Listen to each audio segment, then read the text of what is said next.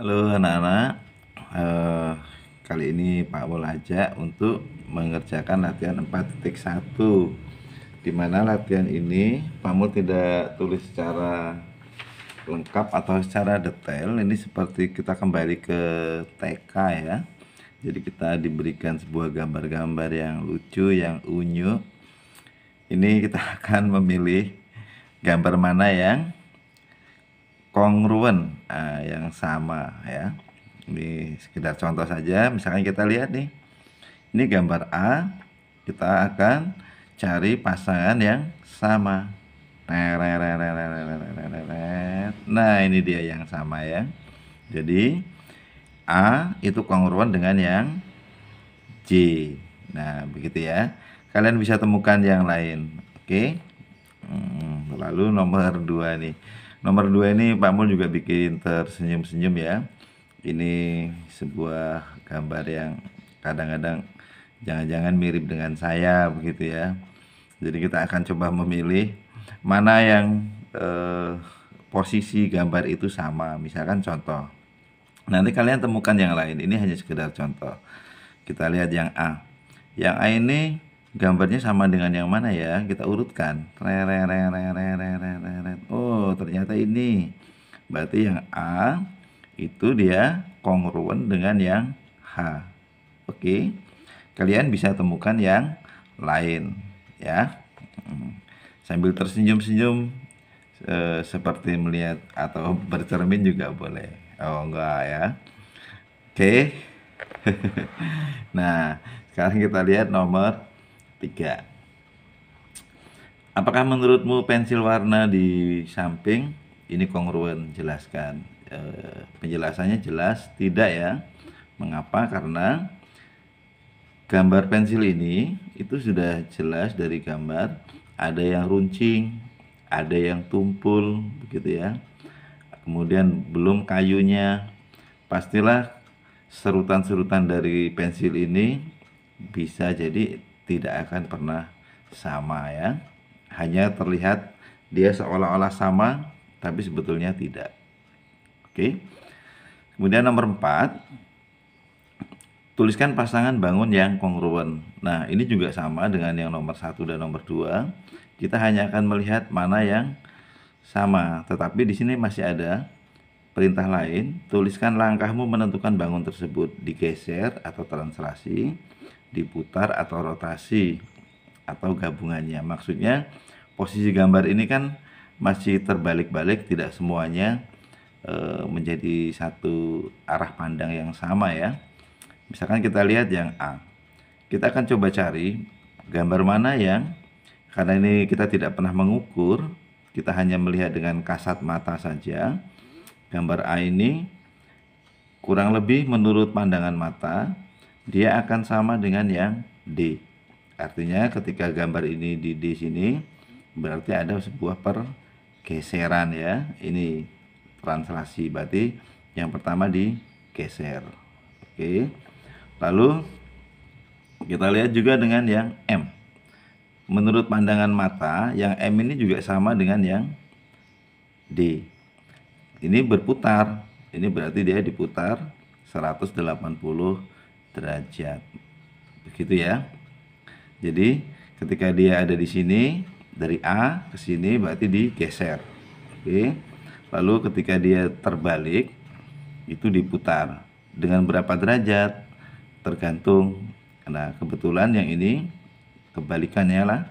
Berarti dia 180 derajat. Entah dia negatif atau positif, sama, karena untuk 180 derajat dia akan memiliki posisi yang sama. Oke ya, kamu bisa cari lagi gambar-gambar lain yang dengan cara yang seperti Pak Mul sebutkan tadi ya, begitu ya. Kemudian nomor 5 ya, jadi intinya begini, belajar itu tidak harus menyalin dari pembelajaran orang lain, tetapi kita hanya bisa mendengar lalu memahami dan melakukan sendiri.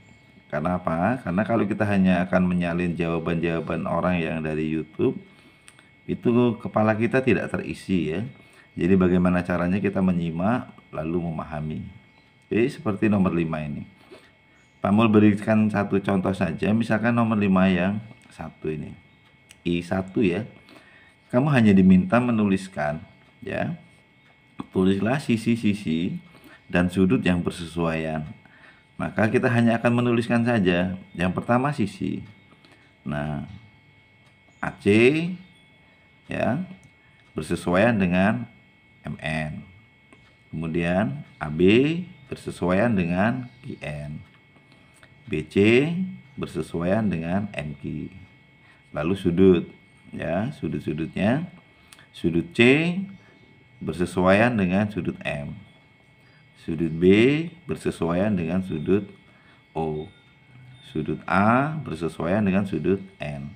Ya, begitu juga dengan soal yang lain dan seterusnya sampai gambar yang I6 ini ya. Jadi semuanya akan sama seperti nomor yang I1. Kita hanya akan menuliskan sisi dan sudut yang bersesuaian. Oke, bisa ya? Bisa. Jadi tidak harus menyalin apa yang Pak Mul tulis. Artinya pemahamannya sudah di kepala kalian ya.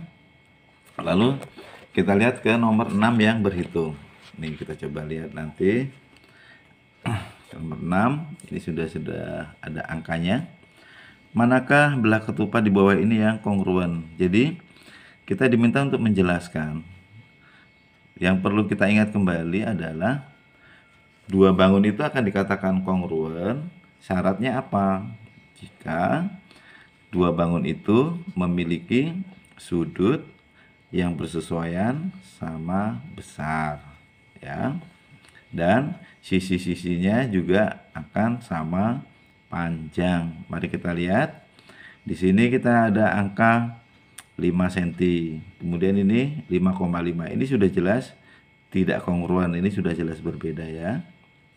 Kemudian kita cek sudutnya. Walaupun ini sudutnya sama, sudah tidak terpenuhi karena panjang sisinya sudah berbeda. Lalu kita lihat gambar A dan C. Di sini ada angka 50. Nah, kita lihat sudut yang lain, berarti di sini akan kita temukan berapakah besar sudut di sini. Ini sudut besarnya harus 180 ya. Jadi di sini besarnya adalah 180 dikurang 50. Ini 130. Lalu kita lihat gambar yang C. Nah, ini ada angka 130. Berarti di sini juga 50.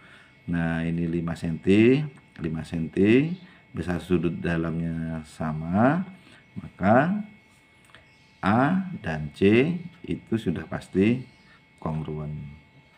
Begitu ya. Oke. Lalu nomor 7 nih. Nomor 7 kita akan coba hitung supaya, nah kalau ini sekarang Pak Mul mau tulis. Kita akan diminta mencari panjang sisi EH karena ini dua bangun ini sudah dikatakan sebagai dua bangun yang kongruen. Nah, misalkan Pak Mul gambar satu saja nih. EH di sini ya, kita gambar seperti ini. Ya. Ini H, G, F, E ya. Kita masukkan angkanya 22 karena dia sudah sebangun, ini pasti 13. Kemudian di sini 12. Nah, ini kita kasih garis putus-putus, garis bantu ya. Berarti di sini 13. Lalu 22 dikurangi 13. Ini 9 ya. Ini 12. Berarti sudah terbentuk sebuah segitiga. Nih, kita pisah ya. Segitiga siku-siku di sini ya, 9, 12. Lalu ini berapa? Ini E, H ya. Ini boleh kita beri nama yang lain, I juga boleh, sembarang ya. Ya, urutan abjad lah. Kemudian kita cari EH, dicari dengan menggunakan rumus Pythagoras. Jadi ini boleh dituliskan dulu EH kuadrat sama dengan EI kuadrat ditambah HI kuadrat. Ini kita ingat kembali materi kelas 8. Lalu akar ya, kita hilangkan pangkatnya akar. 9 kuadrat ditambah 12 kuadrat begitu ya. Ini 81 tambah 144 sama dengan 225, jadi sama dengan 15. Oke, kalau kalian hafal, kalian bisa juga gunakan ini dengan triple Pythagoras. Jika ada angka 9, 12, titik-titik, kita akan cari FPB-nya. 9 dan 12 itu FPB-nya berapa, lalu kita bagi. Jadi 9 dan 12 itu FPB-nya adalah 3, maka kita akan mendapatkan angka 3, 4, di mana pasangan triple 3, 4, satu lagi adalah 5. Tadi kita punya FPB berapa? FPB-nya adalah 3 ya. Berarti 5 ini akan kita kali dengan 3. Jadi 5 kali 3, 15. Seperti itu ya, ini. Ya. Oke, jadi untuk mencari nilai EH itu bebas, kita akan gunakan triple Pythagoras seperti ini, atau kita gunakan dengan teorema dengan menghitung secara manual. Oke. Ya, untuk triple Pythagoras kalian juga harus wajib menghafal ya angka-angka dasar yang sering muncul, walaupun ada Pythagoras lain yang angkanya jarang digunakan. Jadi kita wajib menghafal angka-angka yang sering muncul yang digunakan saja. Kemudian nomor 8. Nah, nomor 8 ini kita lihat nih. Perhatikan gambar berikut. Gambar di samping kongruen. Ya, sudah pasti kongruen. Artinya kita hanya diminta untuk mencari nilai yang belum diketahui. Oke. Nih, diminta mencari nilai U dan V pada gambar. Kita akan gambar dua ini, kemudian lengkapi besar sudutnya ya. Jadi buat dua gambar yang bersesuaian, ini 135. Kemudian 80-nya ada di mana? Ada di ujung sini ya. Kemudian 75-nya ada di mana? Ini U, berarti ini U-nya adalah sama dengan 75. Seperti itu ya. Lalu besar seluruhnya, kalau mau digambar boleh. Misalkan nih, digambar kita akan mencari yang satu gambar saja ya. Seperti ini. 135. Nah, begitu. Kemudian tadi di sini U-nya adalah 75 derajat. Kemudian 80-nya di sini. Maka ini V itu besarnya adalah total ini 360. Jadi kita boleh mengurangkan 360 dikurang. Ini seluruhnya ditambahkan. 135 ditambah 80 ditambah 75. Begitu ya. 360 dikurang, ini ditambah, ini dengan ini 210 tambah ini 290 ya, jadi sama dengan 70 derajat. Nah, begitu. Untuk menghitung kalian juga harus belajar menghitung yang cepat. Oke. Kemudian nomor 9. Nomor 9 ini kita juga hanya diminta untuk menuliskan saja. Lihat, tulislah sisi-sisi yang bersesuaian. Jadi kita hanya akan menuliskan saja. EA itu bersesuaian dengan apa? Dengan EJ dan seterusnya ya. Yang sama-sama tempatnya yang bersesuaian itu ya, kurang lebih yang tempatnya berada di tempat yang sama. Lalu tentukan sudut-sudut yang bersesuaian. Nah, kalau ada, kita akan tuliskan sudut yang bersesuaian. Misalkan sudut E itu akan bersesuaian dengan sudut N. Besarnya berapa? Tidak diketahui karena ini hanya berbentuk gambar yang abstrak ya. Terus kemudian dan seterusnya ini ya. Jadi E sama bersesuaian dengan N, D dengan M dan seterusnya. Lalu yang C, berapakah panjang KJ, KL, dan LM? Berarti kita hanya akan melihat gambar dari kiri ke kanan. Ya, misalkan nih, KJ di mana KJ? Ini. Yang bersesuaian di mana? AB. Berarti KJ-nya sama dengan 5. Oke. Ya. Mudah kan? Nah, begitu kira-kira. Untuk latihan 1 sampai nomor dan seterusnya, kalian hanya akan diminta untuk menuliskan mana yang bersesuaian, baik sisi atau sudutnya. Jadi silakan mencoba sendiri yang lain. Nanti kalau memang ada kesulitan bisa komen di kolom komentar, Pak Mul akan jawab. Jadi Pak Mul ulangi lagi bahwa belajar itu bukan melihat orang mengerjakan, tapi mendengar bagaimana caranya itu mengerjakan dengan pemahaman yang ada di kepala kalian atau ada di pemahaman kalian sendiri, lalu mencoba dan mencoba. Oke ya, begitu saja. Semoga kalian bisa paham dan selalu belajarlah untuk belajar mandiri. Oke, sampai jumpa ya.